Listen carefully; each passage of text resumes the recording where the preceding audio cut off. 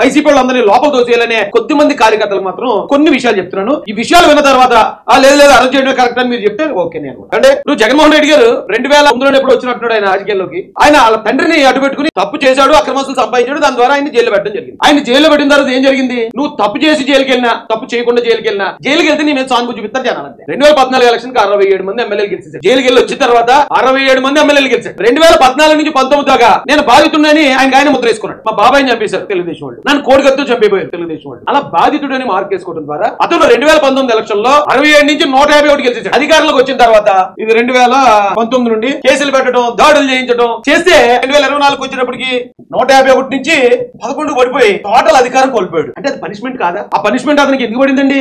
జనాలు హింసించడం మొదలు పెట్టాడు. తక్కువ అతన్ని 5 సంవత్సరాలు కూడా దింపేశారు. ప్రజలు చాలా డేంజరస్ మనం అనుకోవడం ఏదో కార్యకర్తలు 10 మందో 50 మందో లేదా నన్ను వేసేయండి అంటూ ఉంటే వేసేస్తే ఈ 10 మంది 50 మంది ఆనందపడతారేమో. బట్ న్యూట్రల్ ఉన్న ప్రజలు అన్ని గమనిస్తారు.